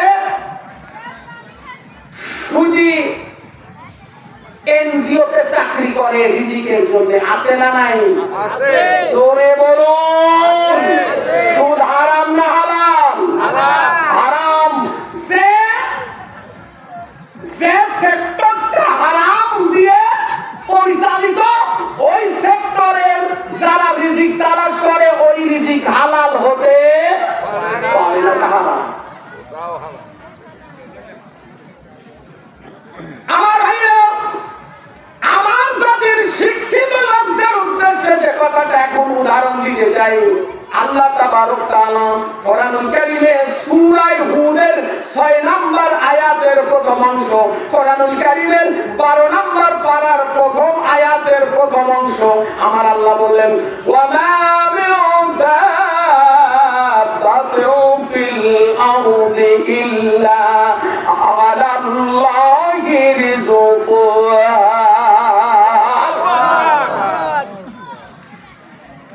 ঘটনাটা আগে বলি, অর্থটা পরে বলি। এই আয়াতে কারিমার সামনে একখানা মজার ঘটনা তাফসীরে মারুফুল কোরআন উল্লেখ করেছে। আবু মুসা আশআরী, আবু মালিক আশআরী নামে দুইজন আশআরী গোত্রের লোকেরা ঈমান কবুল করে, এই দুইজনের নেতৃত্বে কতগুলি লোকেরা ঈমান কবুল করে ইয়েমেন থেকে হিজরত করে মদিনায় পৌঁছে গেছে। মদিনায় পৌঁছার পরে সঙ্গে যে খাদ্য পানীয় নিয়ে রওনা করেছে তা শেষ হয়ে গেছে। লোকেরা চিন্তা করেছে আমরা মদিনায় এসেছি আল্লাহর নবীর উপরে ঈমান এনে আল্লাহকে রব বলে স্বীকার করে তার পয়গম্বর মুহাম্মদুর রাসূলুল্লাহ সাল্লাল্লাহু আলাইহি ওয়াসাল্লামকে একচ্ছত্র নেতা মেনে আমরা ঈমান কবুল করে মদিনায় এসেছি। অতএব আমাদের খাদ্য পানীয় এর ব্যবস্থার জন্য আল্লাহর নবীর কাছে যাও, অভিযোগটা জানাও। মুফাসসিরিনে কেরাম বর্ণনা করেছেন একজনকে আল্লাহর নবীর দরবারে পাঠানো হলো। আল্লাহর নবী সাহাবায়ে কেরামদেরকে নিয়ে বসে বসে আল্লাহর কোরআন তেলাওয়াত করে শোনাচ্ছেন। আওয়াজ দিয়ে বলুন না আল্লাহু আকবার।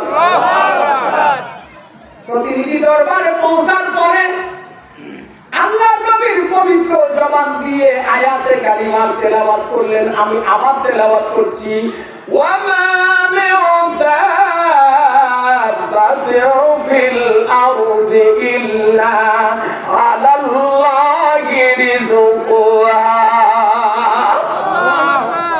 আয়াতটা এই বৈঠকে 3 বার তেলাওয়াত করেছি, কারণটা হলো এই আয়াতটা যখন আমি পড়ি আমার ঈমানের মধ্যে জজ্বা তৈরি হয়। আওয়াজ দিয়ে বলুন সুবহানাল্লাহ। আল্লাহ কি ঘোষণা দিলেন? আল্লাহ ঘোষণা দিলেন ওয়া মা মিন দাব্বা। দাব্বা মানে ভূচর প্রাণী। ভূচর মানে আকাশে যারা উড়ে বেড়ায় ওরা জমিনে নেমে খানা পানি খায়। আকাশে যারা উড়ে বেড়ায় গাছের উপরে চড়ে ফল খায়, গাছটা মাটিতে। পানির মধ্যে যারা চলাফেরা করে পানির তলায় মাটি আছে। এজন্য মুফাসসিরিনে কেরাম ব্যাখ্যা করেছেন আল্লাহর সৃষ্টিতে যত সৃষ্টি আছে সব সৃষ্টিকে এক বাক্যে বলা হয়েছে দাব্বা। বুঝাতে পারছেন?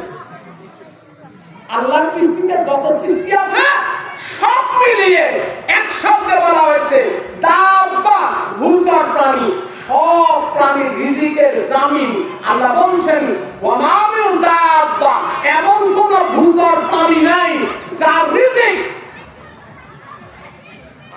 ইল্লা আলাল্লাহি রিজকুহা, তার রিজিকটা আল্লাহর জামানতে নাই, এমন কোন প্রাণী নেই।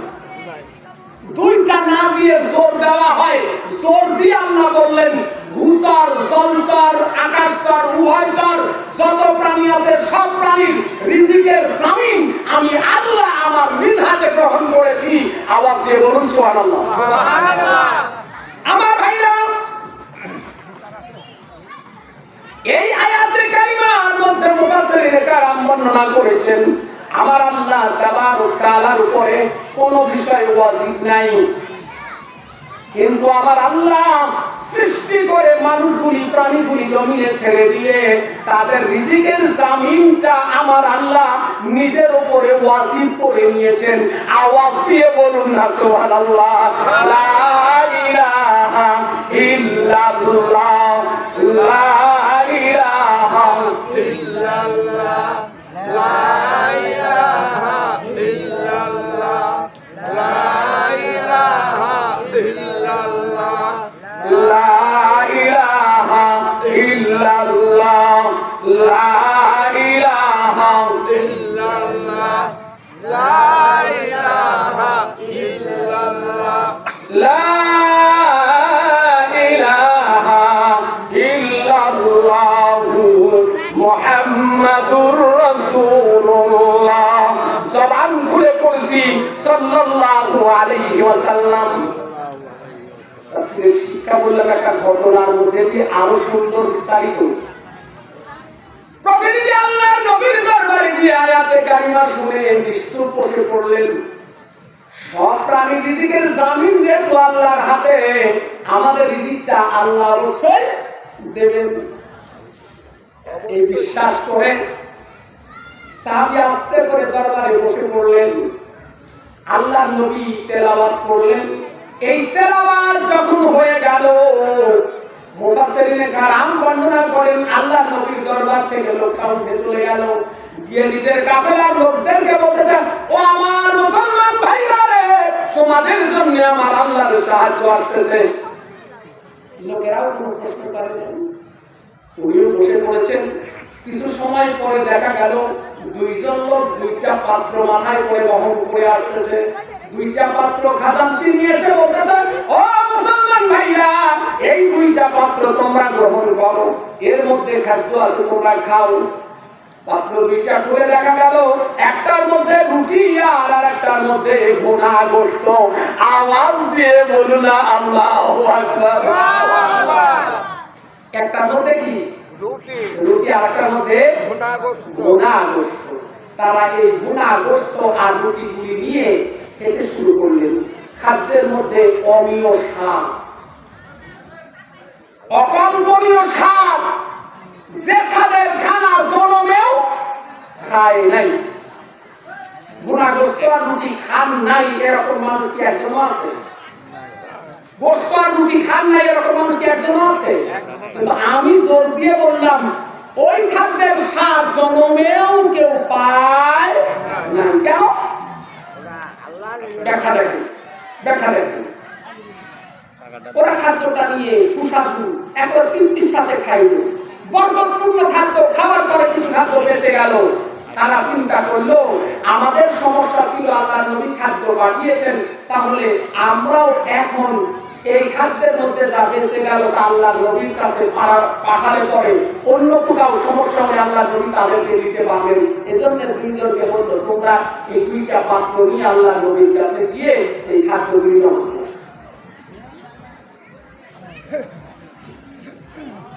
এই দুইটা পাত্র নিয়ে আল্লাহর নবীর দরবারে হাজির হয়ে বলতেছে ইয়া রাসূলুল্লাহ, আপনার পাঠানো খাদ্যগুলি অতীব সুস্বাদু, আমরা পরিতৃপ্তির সঙ্গে খেয়েছি। আপনার পাঠানো খাদ্যগুলি এত বরকতপূর্ণ আমরা সকলে মিলে খাওয়ার পরে নিঃশেষ করতে পারি নাই, তাই বাকি খাদ্যগুলি আপনার দরবারে হাজির করেছি। আল্লাহ বলেন ওমান সাবিরা শোনো রে, ওই সত্তার কসম যার হাতে আমার জীবন, ওই আল্লাহর কসম, ওই সত্তার কসম, খাদ্য আমি পাঠাই নাই, তোমাদেরকে খাদ্য প্রেরণ করেছেন ওই সত্তা যার হাতে সব প্রাণীর রিজিকের জামিন, ওই আল্লাহ তোমাদের জন্য খাদ্য প্রেরণ করেছে। আওয়াজ দিয়ে বলুন না আল্লাহু আকবার। কে পাঠিয়েছে? আল্লাহ। জোরে বলুন কে? আল্লাহ। কোন জায়গার খাদ্য? বেহেশতের খাদ্য। সুবহানাল্লাহ বলুন। সুবহানাল্লাহ। জবান খুলে সকলেই বলুন সুবহানাল্লাহ। সুবহানাল্লাহ। আওয়াজ দিয়ে বলুন আলহামদুলিল্লাহ। আলহামদুলিল্লাহ। আল্লাহর বরত্ব প্রকাশ করে চিল্লাও আল্লাহু আকবার। আল্লাহ এখনো আছে না নাই? আছে। আমরা যদি চাকরি না করি পেট চলবে। ঈমান আছে না গেছে? গেছে। জোরে বলেন গেছে। ও যুবকেরা, রিজিকের জামিন কার হাতে? আল্লাহর হাতে। ঘুষি চাকরি না করলে খাওয়া দাওয়া চলবে না, এই জায়গায় সারেন্ডার করলে ঈমান আছে না গেছে? গেছে। ইমাম সাহেব সভাপতি চোখ রাঙায় ঘুষের ওয়াজ করলে ইমাম সাহেব যদি মনে করে চাকরি ছেড়ে দিলে আমার খাওয়া পড়া পরিবারটা সমস্যা হবে, তার নরম করে একটু কথা বলি, ওই ইমাম সাহেবের ঈমান আছে না গেছে? জোরে বলুন। ওকে ইমাম দোয়া করলে কবুল হওয়ার কোন সম্ভাবনা আছে? বাংলাদেশের প্রেক্ষাপটে দাখিল আলেম ফাজিল কামেল পাস করে যারা আলিয়া মাদ্রাসার চাকরিতে লক্ষ লক্ষ টাকা ঘুষ দিয়ে চাকরি যারা নিয়েছে ওদের ঈমান আছে না গেছে? গেছে। ওই বেঈমানগুলি দোয়া করলে কবুল হওয়ার কোন সম্ভাবনা আছে? আল্লাহ স্পষ্ট করে বলেছেন সব প্রাণীর রিজিকের জামিন আমি আল্লাহর হাতে, আর আমি সরকারি ব্যবস্থাপনার কাছে মাথাটা কাট করে দিয়ে সারেন্ডার করে ঘুষ দিয়ে চাকরির চেয়ারে বসলাম। ঈমান আছে না গেছে? আমার ভাইরা, যার কথা বলতেছিলাম সরকারের অবৈধ বিধিবিধানের কাছে যে সমস্ত আলেম ওলামা সারেন্ডার করবে ওদের ঈমান চলে যাবে, ওদের দোয়া আমার আল্লাহর দরবারে কবুল হবার নয়। উদাহরণ আমার আল্লাহ কোরআনুল কারীমে উদাহরণ দিলেন, যাকে আল্লাহ নিয়ামত দিলেন, যার উদাহরণ আমি আলোচনা করছি, ভালো করে শুনুন। লোকটার নাম বালাম ইবনে বাউরা। সাবারিন গোত্রের লোকেরা এসে বলতেছে, ও বালাম ইবনে বাউরা, মুসা অত্যন্ত খারাপ মানুষ। আসলে কি মুসা আলাইহিস সালাম খারাপ? না। আল্লাহর নবী না খারাপ হতে পারে? না। তবে মুসা আলাইহিস সালাম পেয়ারা ছিলেন, জেদি। ওই কোয়ালিটির মানুষ এখনো আছে না নাই? আছে। আল্লাহর নবীর জামানায় হযরত উমর বলেছিলেন, কারো যদি সন্তানকে এতিম করার সাহস থাকে, কারো যদি বিবিকে বিধবা করার ইচ্ছা থাকে, আমি উমর ঈমান কবুল করে আগামীকাল হিজরত করে মদিনায় যাব, আমার দরবারের সামনে দাঁড়িয়ে।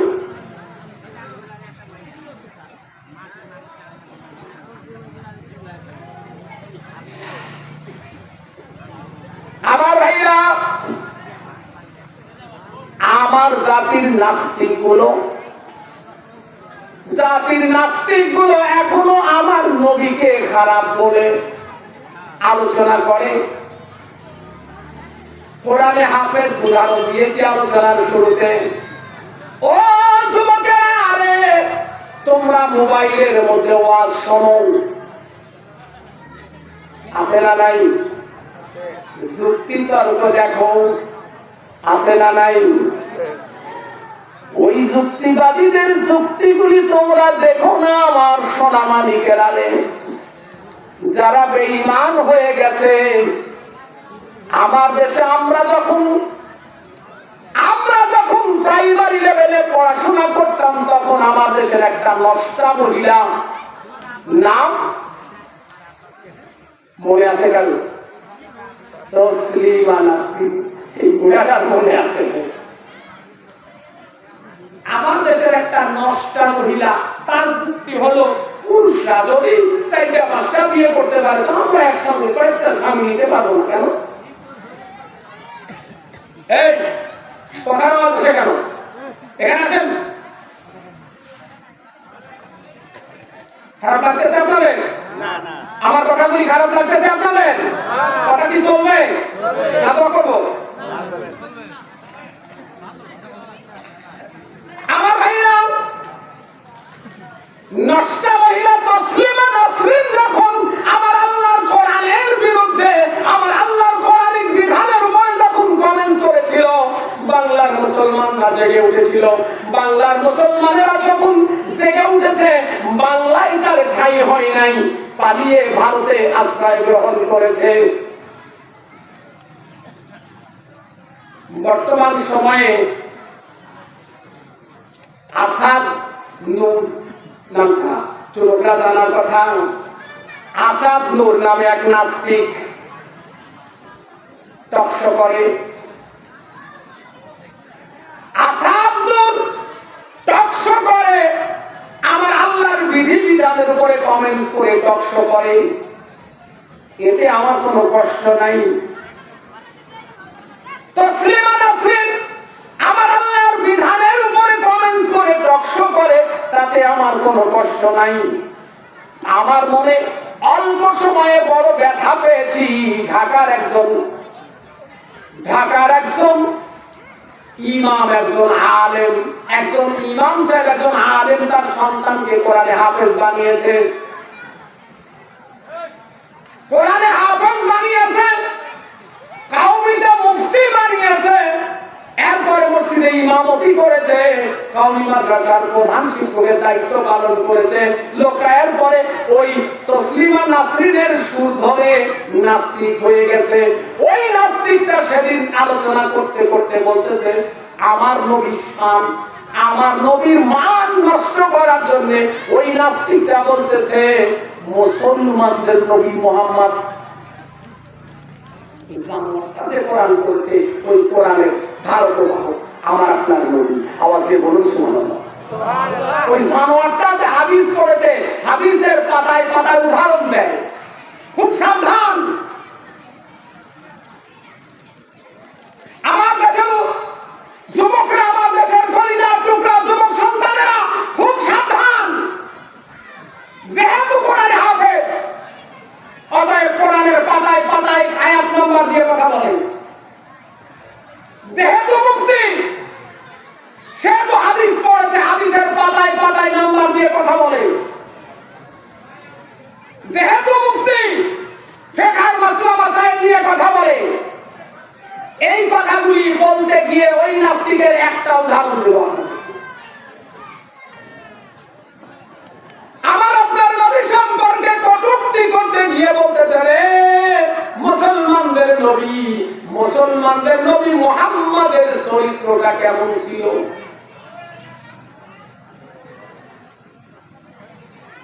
আমার আল্লাহ কোরআনুল কারীমে বলেছেন, লাকাদ কানা লাকুম ফি রাসূলিল্লাহি উসওয়াতুন হাসানাহ। আল্লাহু আকবার। আমার নবীর চারিত্রিক সার্টিফাই করে আল্লাহ বলেছেন, ও জাতির লোকেরা রে, তোমার নবীর চরিত্রের মধ্যে উসওয়াতুন হাসানাহ, উত্তম চরিত্রগুলি, সব উত্তম উত্তম চরিত্রগুলি তোমার নবীর চরিত্রের মধ্যেই তোমরা পাবে। আর ওই নাস্তিক যার নামটা হাফেজ মুফতি আব্দুল্লাহ আল মাসুদ। ও যুবকেরা, যারা সোশ্যাল মিডিয়া দেখো, হাফেজ শর্ট করে মুফতি মাসুদ লিখেছে, শর্ট করে মুফতি মাসুদ লিখেছে, ও কোরআনে হাফেজ মুফতি আব্দুল্লাহ আল মাসুদ। এই জানোয়ারটা, এই নাস্তিকটার একটা ছোট্ট পয়েন্ট বলি, ওই নাস্তিকটা আমার আপনার দরদি নবী, মায়ার নবী সম্পর্কে কটূক্তি করে বলেছে, মুসলমানদের নবী চরিত্র যদি এতই ভালো হতো তাহলে 6 বছরের মেয়ে আয়েশা আবু বকর তার বন্ধুর মেয়ের উপরে তার নজরটা কেমনে গেল?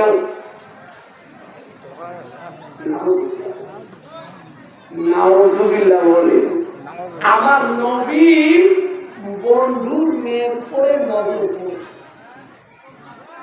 কত বড় সম্মান! এই কথাটা বলতে পারে আমার নবী, আমার নবী জীবনের উপরে ঘন্টার পর ঘন্টা আলোচনা করলে কিছুই বলতে পারবো না।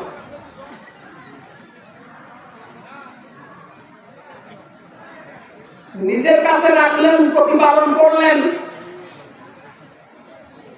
পালিত পুত্র যায়েদ ইবনে হারেসাকে যখন যৌবনে পদার্পণ করলেন আল্লাহর নবী, তাকে বললেন যাও, আমার বোন সম্পর্কে ফুফাতো বোন ছিল জয়নাব বিনতে জাহাস, বলে যাও জয়নাব বিনতে জাহাসের পরিবারের কাছে আমি নবী তোমাকে পাঠিয়েছি, বিবাহের প্রস্তাব দিয়ে তা জানাও। কথা ভালো করে বুঝলেন? আমি একটা উদাহরণ, কত বড় কুলাঙ্গার হলে পরে এই নাস্তিকেরা বলতে পারে মুসলমানদের নবী মুহাম্মদ ছেলের বোনকে বিয়ে করেছে। আগেই তো তার বোন ছিল, কত বোন। হযরত যায়েদ ইবনে হারেসা যখন যুবক হলেন, তাকে পাঠালেন যাও আমার প্রস্তাব তার কাছে বিয়ের প্রস্তাব নিয়ে যাও।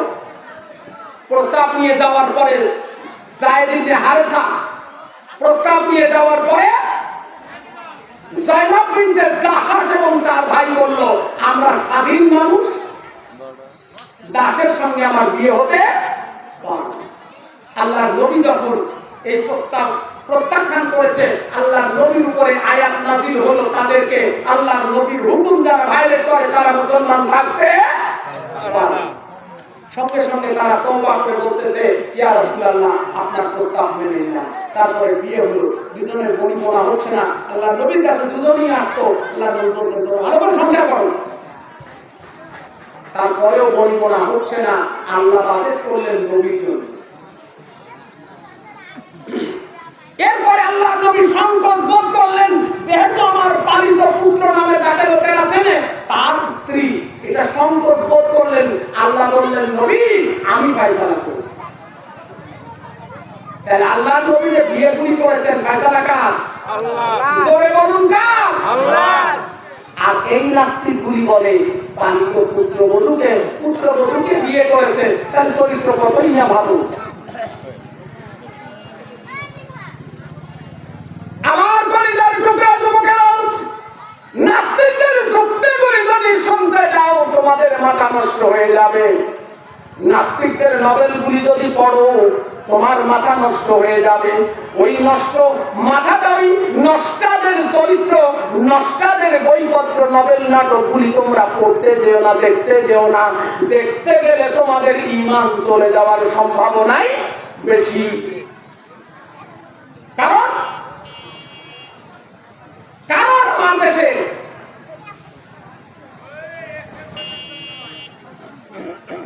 আব্দুল্লাহ আল মাসুদ এই জানোয়ারটা একজন কোরআনে হাফেজ, একজন মুফতি। এই জানোয়ার নাস্তিক হয়ে গেছে। নাস্তিকদের বই পড়ে, তসলিমা নাসরিন ওই নষ্ট মহিলার বই পড়ে এই সন্তানটা নষ্ট হয়ে গেছে। এদের টকশো, এদের কথাবার্তা শুনলে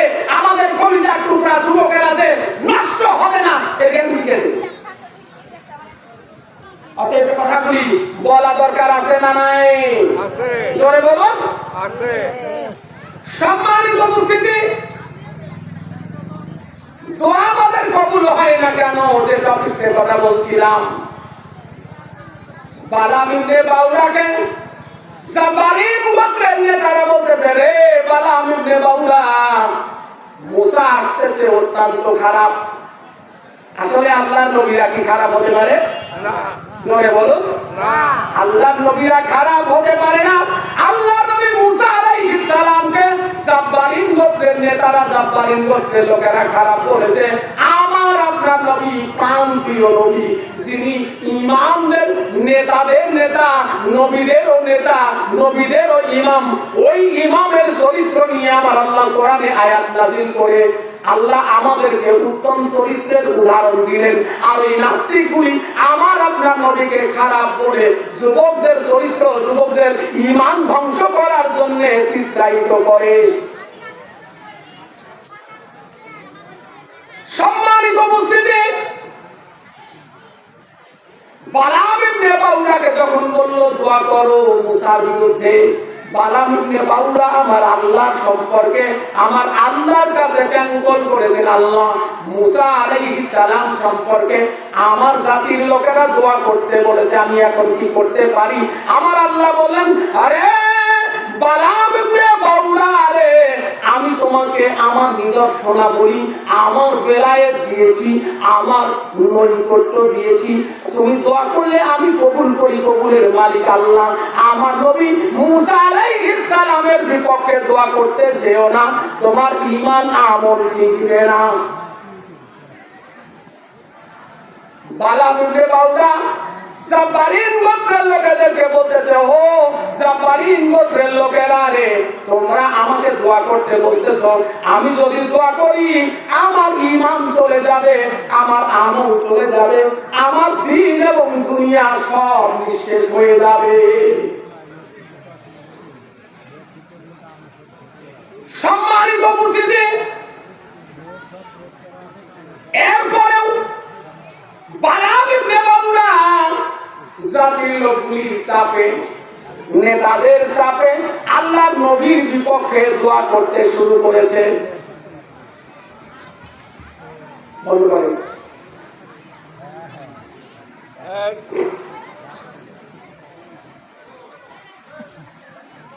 মুসা আলাইহিস সালামের বিপক্ষে দোয়া করতে শুরু করেছে।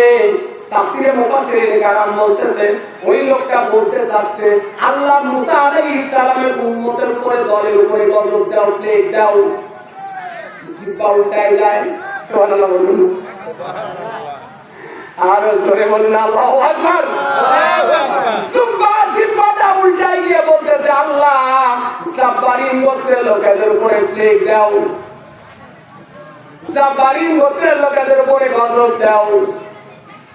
নেতারা এসে বলতেছে, ও বালাম তুমি কেমনে দোয়া করো? দোয়া করবে মুসার বিরুদ্ধে, দোয়া করতেছ আমাদের বিরুদ্ধে। বালাম ইবনে বাউরা বলতেছে, রে আমার জাতির লোকেরা, রে আমার দুয়ার পাওয়ার শেষ হয়ে গেছে, আমি দোয়া করি একদিকে আমার জিহ্বা চলে যায়, আর একদিকে আওয়াজ দিয়ে বলুন না সুবহানাল্লাহ, লা ইলাহা ইল্লাল্লাহ, লা ইলাহা ইল্লাল্লাহ, লা ইলাহা ইল্লাল্লাহ, লা ইলাহা ইল্লাল্লাহ, লা ইলাহা ইল্লাল্লাহ, লা ইলাহা ইল্লাল্লাহ, লা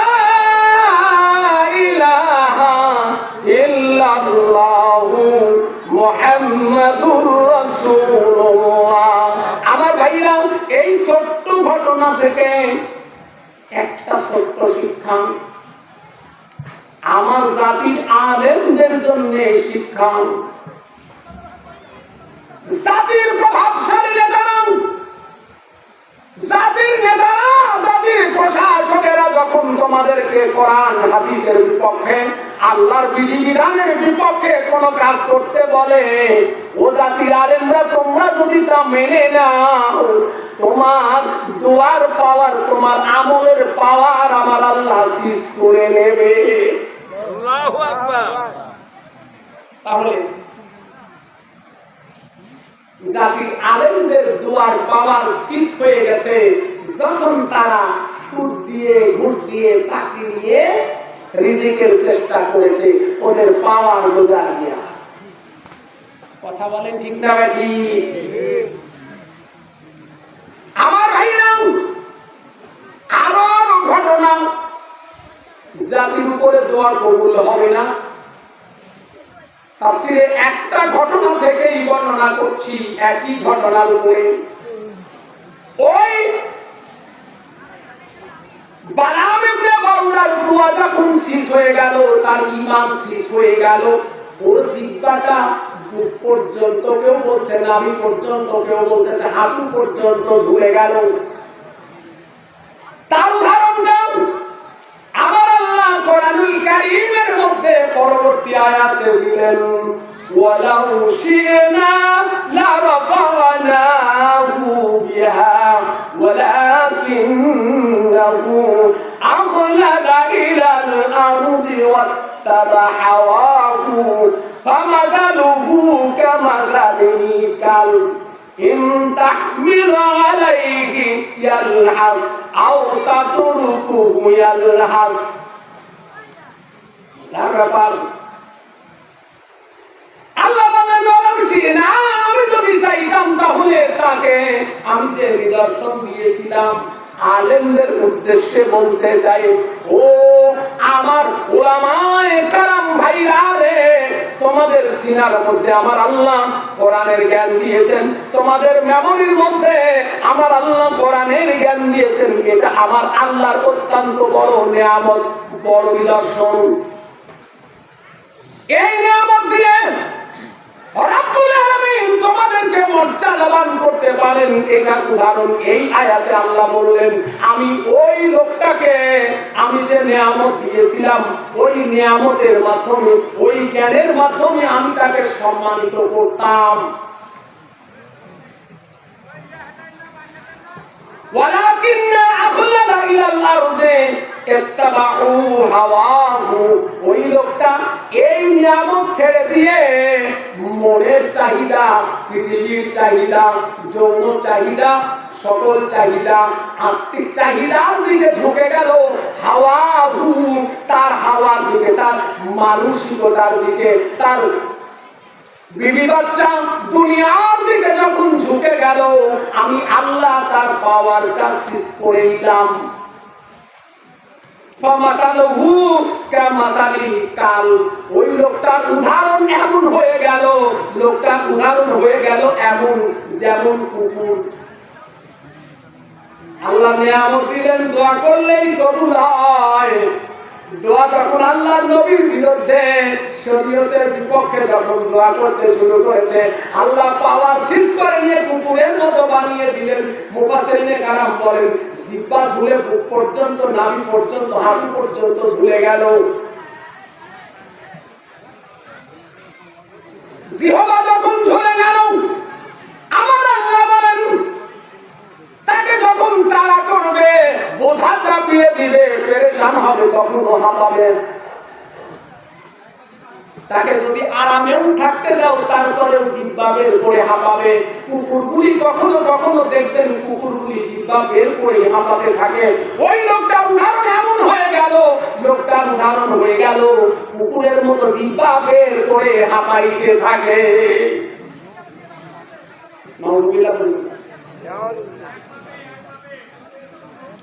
আমি কিন্তু রঙ্গমঞ্চের ওয়াজ ভালো পাই না। জাতির চাহিদা মাফিক কথাগুলি বলা দরকার আছে না নাই? আপনারা খুশি না বেজা? আমার ভাইরা, এই হাকিকত যখন তৈরি হয়ে গেল, ওই বালাম ইবনে বাউরা বলতেছে, ও জাব্বারিন গোত্রের লোকেরা রে, আমার সব শেষ হয়ে গেছে, আমার দোয়া আর আল্লাহর দরবারে কবুল হবে না। দেখো কি করা লাগবে।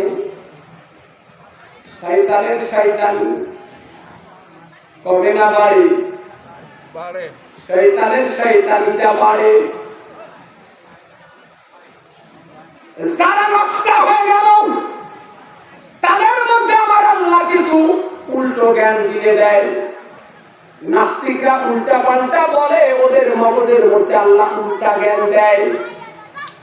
এই নাফরমান বালাম ইবনে বাউরা জাব্বারিন গোত্রের লোকেদেরকে বলতেছে, ও জাব্বারিন গোত্রের লোকেরা শোনো, তোমাদের বাঁচার একটা পথ আছে। কি পথ? পথ হলো, তোমাদের বাঁচার পথ হলো মুসা আলাইহিস সালাম দীর্ঘদিন যাবত ঘর বাড়ি ছেড়ে বেরিয়েছেন। তার সৈন্যবাহিনীরা দীর্ঘদিন যাবত বাড়ি থেকে বেরিয়েছে। তাদের কিন্তু দুইটা ক্ষুধা আছে। কয়টা? আবার ভাববেন না ক্ষুধা না, ক্ষুধা, খিদা, চাহিদা। বুঝাতে পারছি তো? শর্ট দুইটা ক্ষুধা আছে, একটা দৈহিক ক্ষুধা আর একটা পেটের ক্ষুধা। ওদের দুইটা ক্ষুধা আছে। ও জাব্বারিন গোত্রের নেতারা, তোমাদের মধ্য থেকে সুন্দরী সুন্দরী মেয়েগুলিকে নিয়ে আসো, বাছাই করে বের করো, আর তাদেরকে ফলের ডালা সাজিয়ে ফল বিক্রেতা করে মুসার সৈন্যবাহিনীর কাছে পাঠিয়ে দাও। ওরা খিদার কারণে ফল খাওয়ার জন্য মেয়েদের কাছে আসবে, আর জৈবিক চাহিদায় যখন নষ্ট হয়ে যাবে তাদের দোয়াটা আর আল্লাহর দরবারে কবুল হবে না। আমার আজকের টপিক হলো আমার জাতির দোয়া করে কবুল হয় না, আমার জাতির আলেমগুলি দোয়া করে কবুল কেন হয় না? মনে আছে কথা?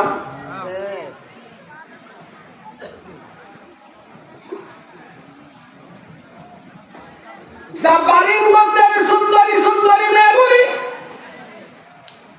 ফলের ডালা সাজিয়ে মুসা আলাইহিস সালামের উম্মতদের কাছে যখন ঘুরতেছে বিকতেছে ফল বিক্রির জন্য। এটা ফল বিক্রি নয়, এটা ফল বিক্রি নয়, মুসা আলাইহিস সালামের উম্মতগুলিকে নষ্ট করা। মুফাসসিরিনে কেরাম বর্ণনা করেছেন, আল্লাহ নবী মুসা আলাইহিস সালাম তার উম্মতদেরকে বললেন, ও আমার উম্মতেরা রে, তোমরা এই মহিলাদের কাছ থেকে ফল খেতে কেউ যেও না। মুফাসসিরিনে কেরাম বর্ণনা করেছেন, সাধারণ সৈনিকরা যদিও একটু মানল, সেনা প্রধানের দায়িত্ব যার ছিল ওর মধ্যে একটু বেতাল হয়ে গেল। প্রধানের দায়িত্ব যাদের থাকে তারা একটু উল্টা পাল্টায়। সেনা প্রধান বলতেছে, ফল টল খাচ্ছে, সুন্দরী মেয়ে দেখতেছে, চাহিদা বাড়বে না কমবে? বাড়বে। বাড়বে। জোরে বলুন। বাড়বে। মিষ্টি মিষ্টি আলাপ হচ্ছে। ও আমার জাতির লোকেরা রে, কানটা টান করে ধরো, আমার জাতির হাট বাজারে আজকে মেয়েদের পর্দা আছে না নাই? গতকালকে সাইড স্টলে যখন বসে কথা বলছিলাম, একজন দোকানদার যুবক বলতেছে, হুজুর দোকানদারি করতে গেলে এইরকম মজার মজার টোপ আসে, মজার মজার টোপ আসে। জাব্বারিন গোত্রের মহিলারা গিয়ে মুসা আলাইহিস সালামের সৈন্যবাহিনীর সামনে ফলের পর্দা পেড়ে বসেছে, ঘুরে ঘুরে বেড়ায়। সেনা প্রধান বলতেছে, ফল খাওয়া যাবে কিনা, কিভাবে খাওয়া যাবে? কথার মধ্যে মজা হয়ে গেছে, কানে কানে বলতেছে, তুমি এই ফলের ডালা নিয়ে অমুক সময় একটু এসো।